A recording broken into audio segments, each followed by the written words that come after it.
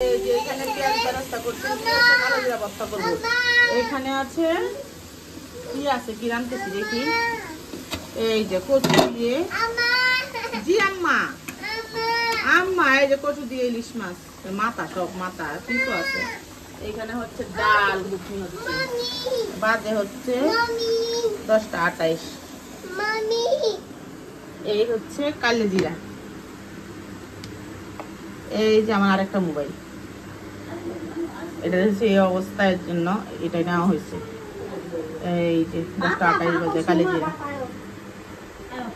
আমি আর রান্না করবো মুরগি, কচু ইলিশ খাবে হচ্ছে আমার জামাই, বলতেছে একটু কচু রান্না করে দিতে।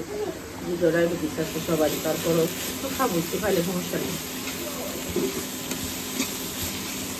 এমনি তো মরে যাবে, এমনি তো মরে যাবে, তাই খাই মরি।